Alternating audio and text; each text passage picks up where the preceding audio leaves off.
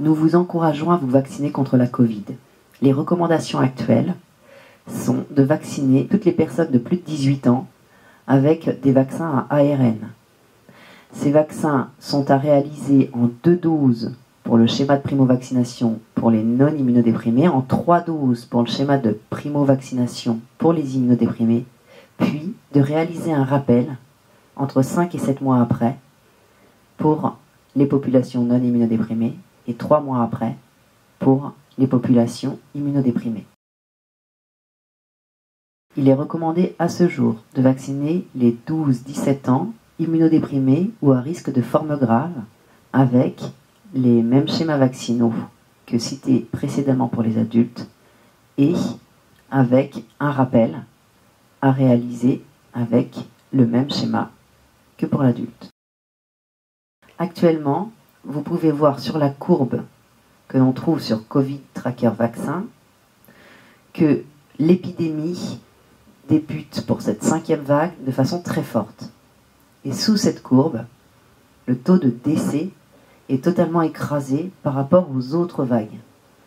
Ceci est notablement le fait de la vaccination et de la vaccination bien faite. Bien entendu, on voit que la vague est très haute en cas de PCR positive. Et pour expliquer cela, les gens se posent souvent la question, eh bien c'est parce que le virus circule malgré la vaccination. Vous le savez, ça a toujours été dit, quand on se fait vacciner avec un vaccin ARN, 20% de la population vaccinée peut contracter le virus. C'est-à-dire avoir le virus de façon totalement asymptomatique, pas de symptômes, ou de façon symptomatique, mais avec des symptômes qui ne l'amèneront pas à l'hôpital, qui ne craindront pas qu'il décède de cette pathologie.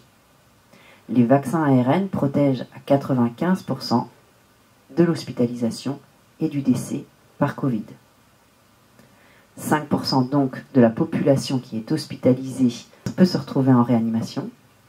Actuellement, les chiffres sur notre hôpital nous permettent de dire que 9 personnes sur 10 hospitalisées en réanimation ne sont pas vaccinées et que 7 personnes sur 10 hospitalisées dans les unités Covid ne sont pas vaccinées.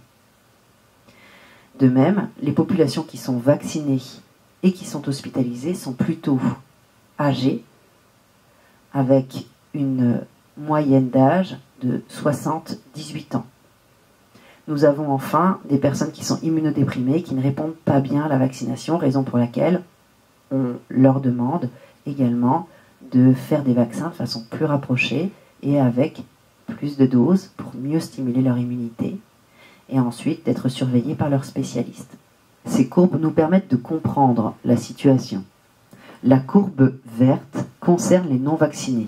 Bien sûr, elle suit l'épidémie et permet de retrouver le nombre de personnes avec une PCR positive pour 1 million de personnes en fonction du statut vaccinal. Donc ça, c'est les non-vaccinés.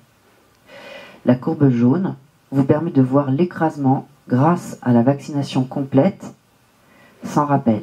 Et enfin, la courbe bleue, avec le rappel, permet de voir s'ébaucher un nouvel écrasement encore grâce à ce rappel, donc une meilleure réponse encore grâce au rappel vaccinal. Et sur votre droite, la courbe avec les hospitalisations qui démontre bien la force et la puissance que la population peut avoir en se vaccinant.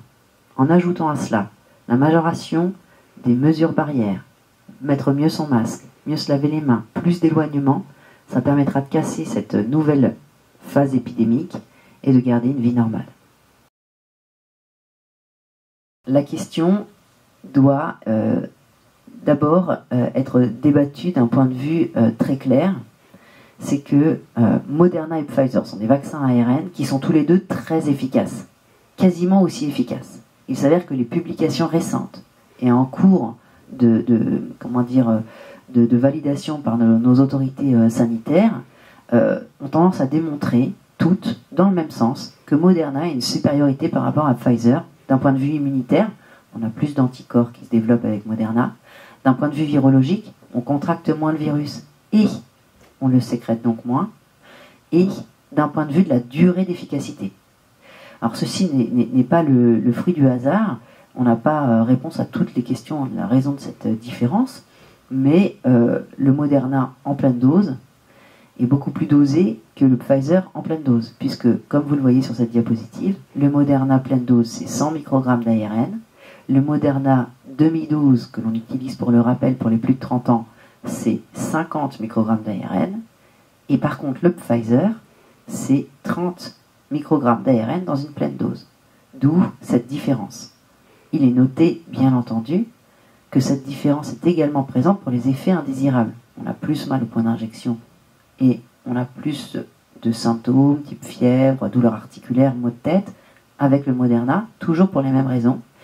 Et on a également décidé au niveau national et pour beaucoup de pays autour de nous, les premiers à le décider, ça a été les pays scandinaves, que le Moderna ne serait pas utilisé pour les rappels des patients de moins de 30 ans, car il était plus pourvoyeur de myocardite, qui est une inflammation du cœur, la plupart du temps transitoire, sans grande gravité, mais malgré tout, on va dire que le principe de précaution prévalent, il a été proposé de mettre à disposition plutôt des doses Pfizer. Dans ce cadre, les autorités ont donc proposé, pour garder ces doses pour les patients les plus jeunes, de proposer les doses de Moderna aux plus de 30 ans, où ce risque est bien moindre. Comme vous pouvez l'observer, la balance bénéfice-risque est plutôt en faveur du vaccin, et donc c'est la raison pour laquelle nous vous recommandons vivement de vous faire vacciner.